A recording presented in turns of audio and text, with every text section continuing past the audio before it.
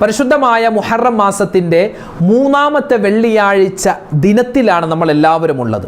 അള്ളാഹു താല സ്വീകരിക്കുമാറാവട്ടെ. അള്ളാഹുവെ പടച്ചവനെ, ഞങ്ങൾ ചെയ്തിട്ടുള്ള എല്ലാ അമലും നീ സ്വീകരിക്കണേ അല്ലാ, ആമീൻ. ഈ വെള്ളിയാഴ്ച ദിനത്തിലും ഇനിയുള്ള ദിവസങ്ങളിലും നമ്മൾ അറിഞ്ഞിരിക്കേണ്ട പ്രധാനപ്പെട്ട ചില കാര്യങ്ങൾ ഇൻഷാ അല്ലാഹ് ഇന്നത്തെ ക്ലാസ് നമ്മൾ ചർച്ച ചെയ്യുകയാണ്. അവസാനം വരെ കാണണേ.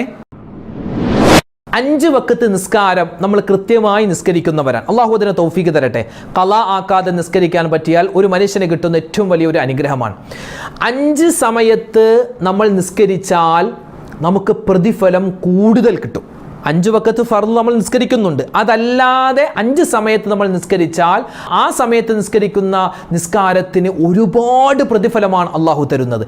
ഏതാണ് ആ സമയമെന്ന് അറിയണ്ടേ?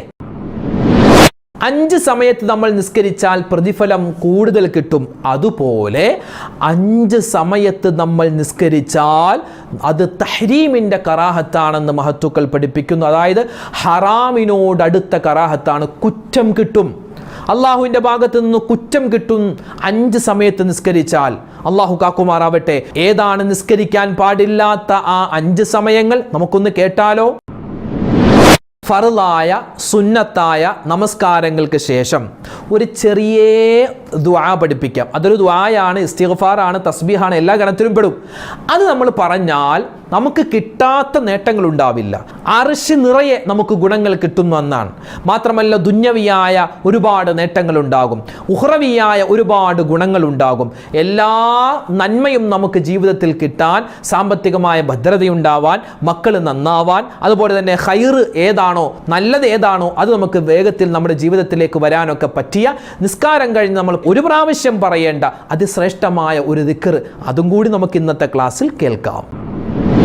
അസ്സലാമു അലൈക്കും വറഹ്മത്തുള്ളാഹി തആല വബറകാതുഹു. ബിസ്മില്ലാഹിർ റഹ്മാനിർ റഹീം. അൽഹംദുലില്ലാഹി റബ്ബിൽ ആലമീൻ വസ്സലാത്തു വസ്സലാമു അലാ സയ്യിദിനാ മുഹമ്മദിൻ വഅലാ ആലിഹി വസ്വഹ്ബിഹി അജ്മഈൻ. അമ്മാ ബഅദ്. സ്നേഹ ബഹുമാനം നിറഞ്ഞ സത്യവിശ്വാസികളെ, പരിശുദ്ധമായ മുഹറം, അള്ളാഹു സുബ്ഹാനഹു വ തആല ഇത്രയും ദിവസം നമ്മൾ ചെയ്ത എന്തെല്ലാം സൽക്കർമ്മങ്ങളുണ്ടോ, ഒരുപാട് നമ്മൾ നോമ്പ് പിടിച്ചു അല്ലേ, ഒരുപാട് നമ്മൾ സ്വലാത്തുകൾ പറഞ്ഞു, ദിക്റുകൾ പറഞ്ഞു, നിസ്കരിച്ചു, നമ്മൾ ഒരുപാട് ഖുർആൻ ഓതി, ഒരുപാട് സ്വതക്കകൾ കൊടുത്തു. നമ്മുടെ മജ്ലിസ് രാവിലെയും വൈകുന്നേരവുമായി ഒരുപാട് മജ്ലിസിൽ പങ്കെടുത്ത നിരവധി ആളുകൾ നമ്മുടെ ഈ കൂട്ടത്തിലുണ്ട്. അള്ളാഹു നമുക്ക് എല്ലാവർക്കും ആഫിയത്തുള്ള, ആരോഗ്യമുള്ള ദീർഘായുസ് തരുമാറാവട്ടെ.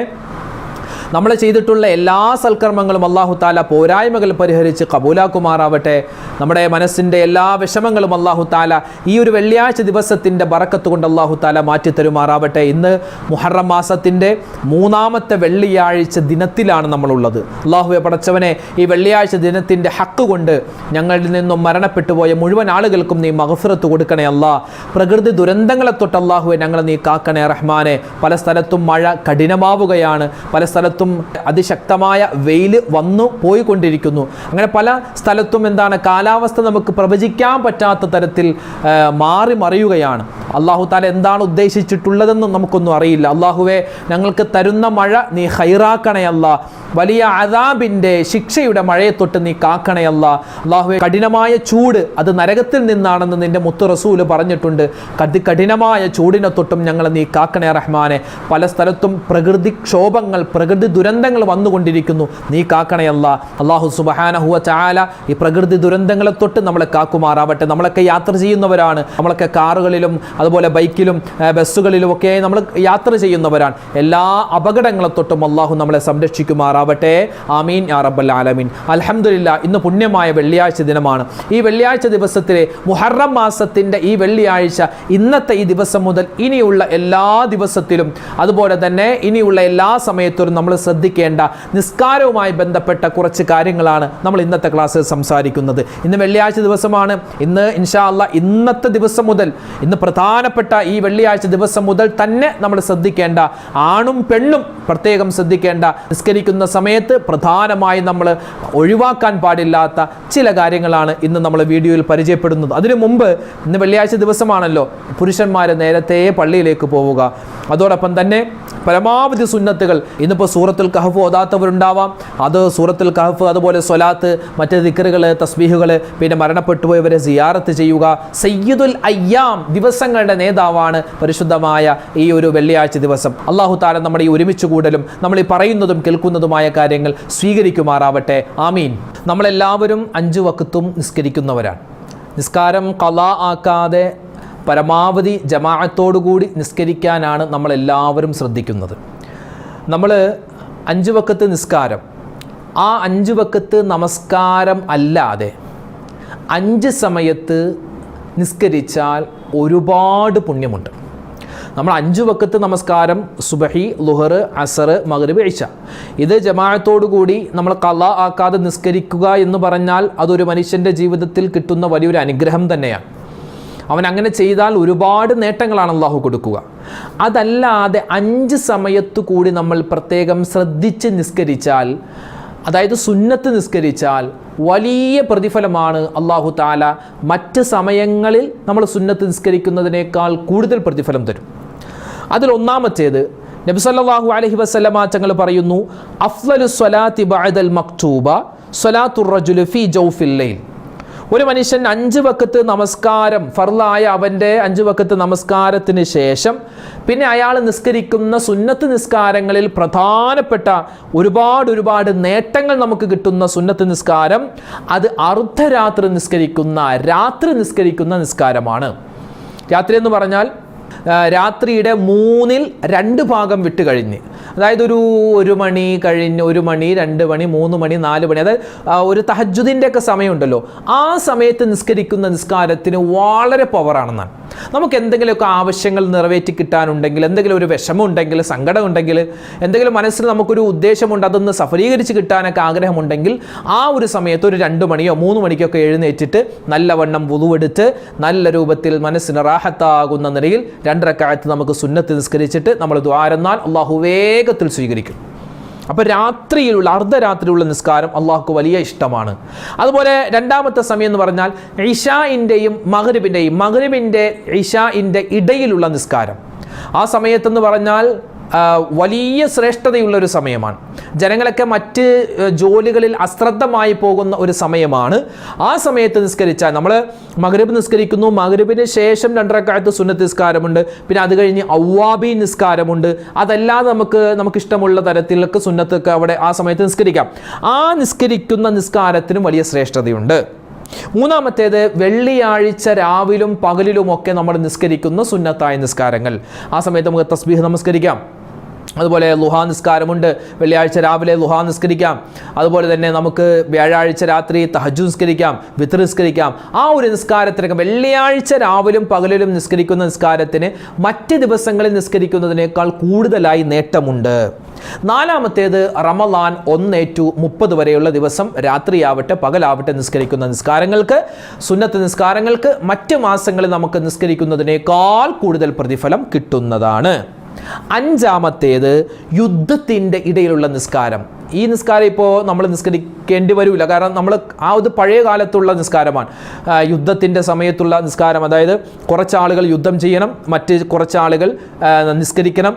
പിന്നെ നിസ്കരിക്കുന്ന ആളുകൾ അവർ നിസ്കരിച്ച് കഴിഞ്ഞ് മറ്റുള്ള അങ്ങനെ ഒരു പാറ്റേണായിട്ട് ഷെയർ ചെയ്തിട്ടുള്ളൊരു നിസ്കാരമാണ് യുദ്ധത്തിൻ്റെ ഇടയിലുള്ള നിസ്കാരം. അതിപ്പോൾ നമ്മൾ നിസ്കരിക്കേണ്ട ആവശ്യമില്ല, അത് ആ ഒരു സമയത്തുള്ള നിസ്കാരമാണ്. അപ്പോൾ ഈ 5 സമയത്തുള്ള നിസ്കാരങ്ങൾക്ക് വളരെ പ്രതിഫലമാണ്, ഒരുപാട് നേട്ടമാണ്.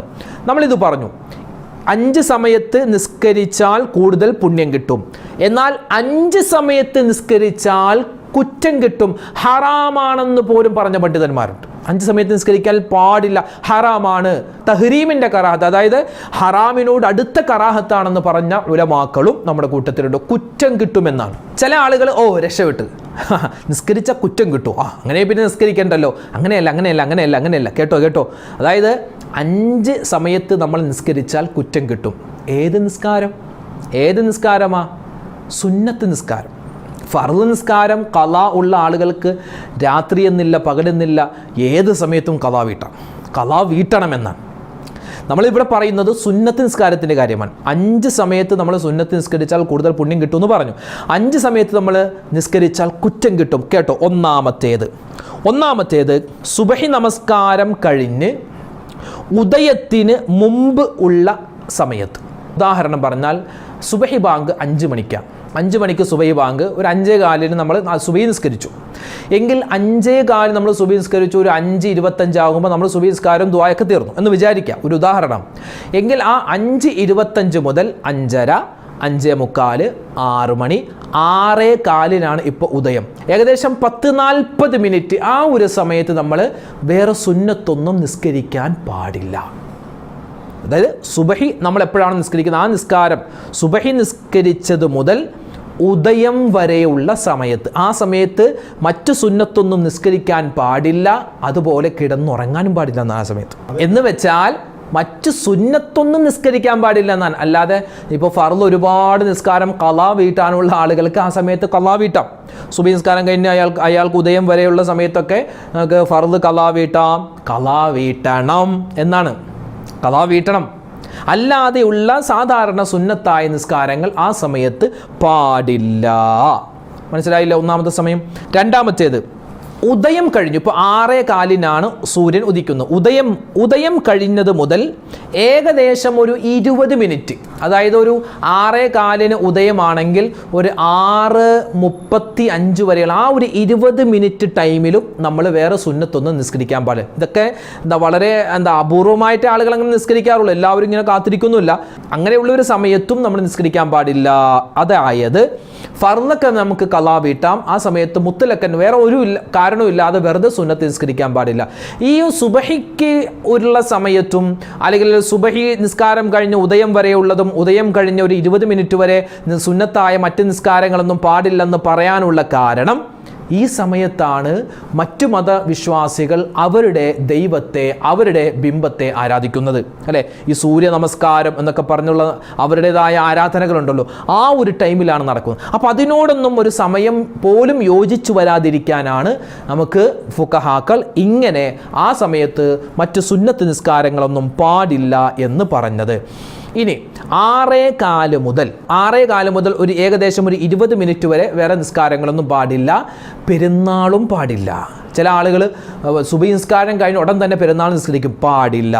സുബഹി നമസ്കാരം കഴിഞ്ഞ് ഉദയം കഴിഞ്ഞ് 20 മിനിറ്റ് കഴിഞ്ഞ്, അതായത് സൂര്യൻ ഒരു കുന്തത്തോളം ഉയർന്നു കഴിഞ്ഞതിന് ശേഷമായിരിക്കണം നമ്മൾ ഏതൊക്കെ സുന്നത്ത് നിസ്കാരമുണ്ടോ ആ സമയത്ത് നിസ്കരിക്കാൻ പാടുള്ളൂ. അത് പെരുന്നാൾ നിസ്കാരമാവട്ടെ, ലുഹാ നിസ്കാരമാവട്ടെ, ലുഹായും ആ സമയത്ത് നിസ്കരിക്കാൻ പാടുള്ളൂ. അതായത് 6:15 ഉദയമാണെങ്കിൽ ഒരു 6:35 കഴിഞ്ഞിട്ടേ നമ്മൾ ലുഹാ നിസ്കാരം അല്ലെങ്കിൽ മറ്റ് പെരുന്നാൾ നിസ്കാരം പോലത്തെ നിസ്കാരങ്ങൾ പാടുള്ളൂ.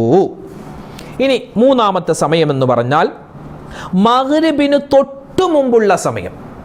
അതായത് മഗ്രിബ് ബാങ്ക് വിളിക്കുന്നതിന് തൊട്ടു മുമ്പുള്ള സമയത്ത് വന്ന് സുന്നത്ത് നിസ്കരിക്കാൻ പാടില്ല. ആ സമയത്ത് ഫർളൊക്കെ ഖളാ വീട്ടാനുണ്ടെങ്കിൽ ഖളാ വീട്ടാം, കുഴപ്പമില്ല. പക്ഷെ ആ സമയത്ത് മുത്തുലക്കൻ വെറുതെ ഒരു സുന്നത്ത് നിസ്കാരം വെറുതെ ഒരു തോന്നുന്ന നിസ്കരിച്ചേക്കാൻ, അങ്ങനെ ആ സമയത്ത് നിസ്കരിക്കാൻ പാടില്ല. സൂര്യൻ മഞ്ഞ നിറത്തിൽ ആയത് മുതൽ അസ്തമിക്കുന്നത് വരെയുള്ള ആ ഒരു ഏകദേശം ഒരു 10-15 മിനിറ്റ് ഉണ്ടാവുള്ളൂ. ആ സമയത്തും നമ്മൾ നിസ്കരിക്കുക. സുന്നത്തായ നിസ്കാരങ്ങളൊന്നും പാടില്ല. ആ സമയത്ത് ഖളാ വീട്ടാം, ഖളാ ഉള്ള നമസ്കാരമൊക്കെ വീട്ടാം. നാലാമത്തെ സമയം എന്ന് പറഞ്ഞാൽ സൂര്യൻ നട്ടുച്ചക്ക് വരുന്ന സമയം, അതായത് ളുഹർ ബാങ്ക് വിളിക്കുന്നതിന് തൊട്ട് മുമ്പുള്ള സമയത്ത്, ളുഹർ ബാങ്ക് വിളിക്കുന്നതിന് തൊട്ട് മുമ്പുള്ള സമയത്ത് വന്ന് നമ്മൾ വെറുതെ സുന്നത്ത് നിസ്കരിക്കാൻ പാടില്ല. ആ സമയത്ത് ഫർള് വേണമെങ്കിൽ ഖളാ വീട്ടാം. അഞ്ചാമത്തെ സമയം എന്ന് പറഞ്ഞാൽ അസർ നിസ്കാരം കഴിഞ്ഞ് മഗ്രിബ് വരെയുള്ള സമയം. അതായത് അസർ നിസ്കാരം കഴിഞ്ഞാൽ പിന്നെ വേറെ അവിടെ സുന്നത്ത് നിസ്കാരങ്ങളൊന്നുമില്ല. പിന്നെ നമുക്ക് നിസ്കരിക്കാം. ഏത്? ഫർള് ഖളാ ആയിട്ടുണ്ടെങ്കിൽ നിസ്കരിക്കാം, അതല്ലാതെ വേറെ സുന്നത്തായ നിസ്കാരങ്ങളൊന്നും പാടില്ല. പോകല്ലേ ഒരു കാര്യം കൂടെ കേട്ടോ. ഇനി അതായത് നമ്മൾ ഈ സമയത്തൊക്കെ ഫർള് നിസ്കാരം ഖളാ വീട്ടാം, മറ്റു സുന്നത്തായ നിസ്കാരങ്ങളൊന്നും പാടില്ല എന്ന് പറഞ്ഞു. പക്ഷേ ചില സുന്നത്ത് നിസ്കാരങ്ങൾ നമുക്ക് നിസ്കരിക്കാനും പറ്റും. അതായത് കാരണം മുന്തി വന്ന സുന്നത്തായ നിസ്കാരങ്ങൾ നമുക്ക് നിസ്കരിക്കാം. ഉദാഹരണം പറഞ്ഞാൽ ഒരാളുടെ മയ്യത്ത് നിസ്കാരം അസറിന് ശേഷമാണ് എങ്കിൽ നമുക്ക് ആ സമയത്ത് നിസ്കരിക്കാം. അസറിന് ശേഷം സുന്നത്തായ നിസ്കാരം ഒന്നും നിസ്കരിക്കാൻ പാടില്ലെന്നല്ലേ ഉസ്താദ് പറഞ്ഞത്, അതുകൊണ്ട് നിസ്കരിക്കാൻ പറ്റുമോ? പറ്റും.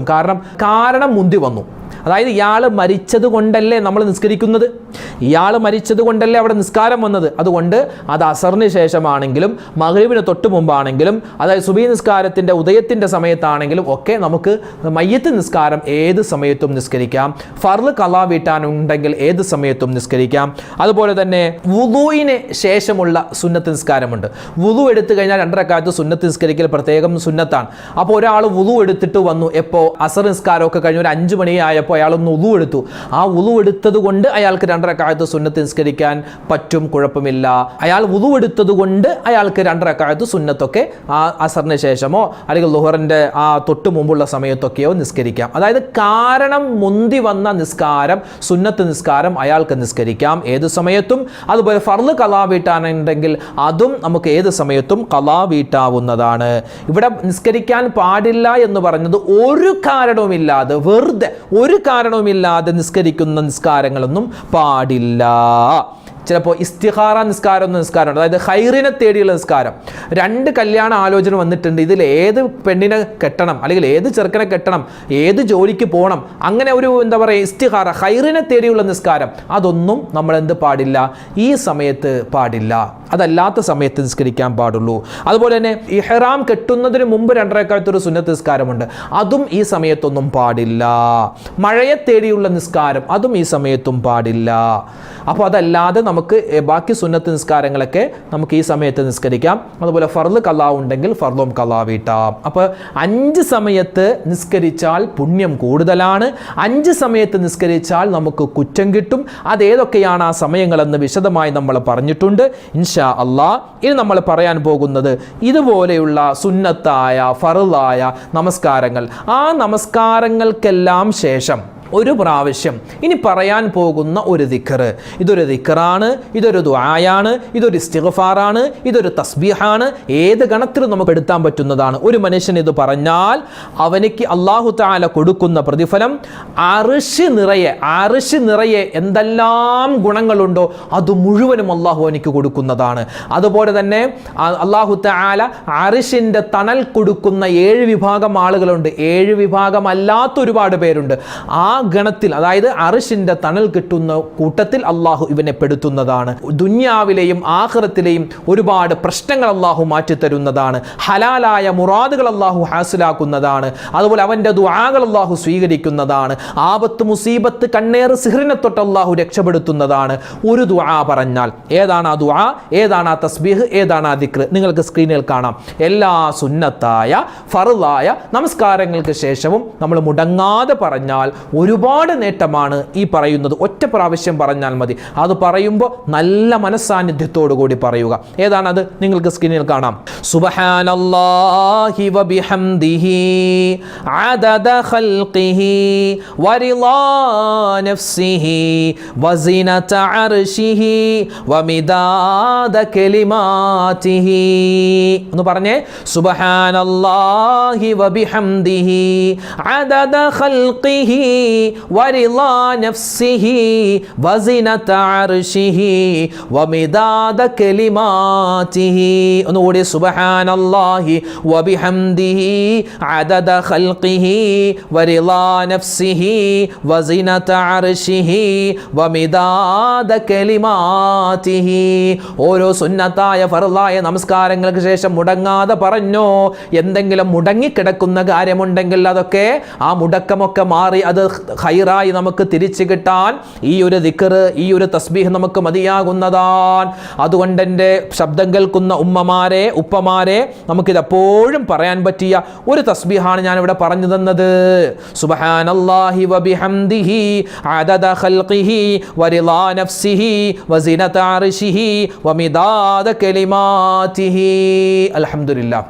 ഈ ഒരു ദിക്റൊക്കെ നമുക്ക് ആവർത്തിച്ച് പറയാനും നമ്മൾ ചെയ്യുന്ന നിസ്കാരങ്ങളൊക്കെ അതിലൊക്കെ എന്തൊക്കെ പോരായ്മകളുണ്ടോ, എന്തെല്ലാം ന്യൂനതകളുണ്ടോ അതെല്ലാം പരിഹരിച്ച് അല്ലാഹു തആല നമ്മളിൽ നിന്നും സ്വീകരിക്കുമാറാവട്ടെ. ആമീൻ യാ റബ്ബൽ ആലമീൻ. അൽഹംദുലില്ലാഹ്. വിശുദ്ധമായ നമസ്കാരവുമായി ബന്ധപ്പെട്ട് നിരവധി പേർക്ക് പല സംശയങ്ങളുണ്ടാകും അല്ലേ. നിസ്കാരത്തിൻ്റെ ആ ഒരു കർമ്മം എങ്ങനെയാണ്, ഇതെങ്ങനെയാണ് എന്നൊക്കെ പറഞ്ഞ് ഒരുപാട് സംശയങ്ങളുണ്ട്. പിന്നെ നിസ്കാരത്തിൽ പറയുന്ന ഓരോ ദിക്റുകൾ, നമ്മൾ സുജൂദിൽ പറയുന്ന, റുകൂഇൽ പറയുന്ന ഇഅ്തിദാലിൽ പറയുന്ന, സുജൂദിൻ്റെ ഇടയിലെ ഇരുത്തത്തിൽ പറയുന്ന ഒരുപാട് ദിക്റുകളുണ്ട്, തസ്ബീഹുകളൊക്കെ ഉണ്ട്. അതൊക്കെ അതിൻ്റെയൊക്കെ അർത്ഥം എന്താണ്, അത് പറഞ്ഞാൽ കിട്ടുന്ന നേട്ടം എന്താണ്, അങ്ങനെ ഒരുപാട് പേർക്ക് പല കാര്യങ്ങളും അറിയാൻ ആഗ്രഹമുണ്ടാകും. ഇൻഷാ അല്ലാഹ് വരുന്ന ദിവസങ്ങളിലൊക്കെ നമുക്ക് അത്തരത്തിലുള്ള നിസ്കാരവുമായി ബന്ധപ്പെട്ട ചില സംശയങ്ങളും അതിനുള്ള മറുപടികളൊക്കെ നമുക്ക് പറയാവുന്നതാണ്. അപ്പോൾ നിങ്ങൾക്കുള്ള സംശയങ്ങളൊക്കെ നിങ്ങൾ കമൻറ്റായി എഴുതിയാൽ അപ്പോൾ മറുപടി തരാൻ പറ്റിയാൽ അപ്പോൾ തരാം, ഇല്ലെങ്കിൽ നമുക്ക് ഇൻഷാ അല്ലാഹ് എല്ലാ സംശയങ്ങളും കൂടി നമുക്കെടുത്ത് നമുക്കൊരു വീഡിയോ ആയിട്ട് പറയാം. അല്ലാഹു സുബ്ഹാനഹു വ തആല നമ്മുടെ എല്ലാ സൽക്കർമ്മങ്ങളും പരിപൂർണമായി സ്വീകരിക്കുമാറാവട്ടെ. എല്ലാ പാപങ്ങളും അല്ലാഹു തആല നമുക്ക് പുറത്തു തരുമാറാവട്ടെ. നമ്മളോട് ദുആ കൊണ്ട് വസിയത്ത് ചെയ്ത ആരെല്ലാം ഉണ്ടോ എല്ലാവർക്കും അല്ലാഹു തആല പരിപൂർണമായ മഗ്ഫിറത്തും മർഹമത്തും നൽകി അനുഗ്രഹിക്കുമാറാവട്ടെ. എല്ലാ രോഗങ്ങളെ തൊട്ടും അല്ലാഹു കാക്കുമാറാവട്ടെ. നമ്മുടെ നിസ്കാരങ്ങൾ അല്ലാഹു തആല സ്വീകരിക്കുമാറാവട്ടെ. ഒരു നിസ്കാരവും ഖളാ ആക്കാതെ അദാ ആയി തന്നെ നിസ്കരിക്കാനുള്ള മഹാസൗഭാഗ്യം അല്ലാഹു നമുക്ക് തരുമാറാവട്ടെ. ആമീൻ യാ റബ്ബൽ ആലമീൻ. അസ്സലാമു അലൈക്കും വറഹ്മത്തുള്ളാഹി തആല വബറകാതുഹു.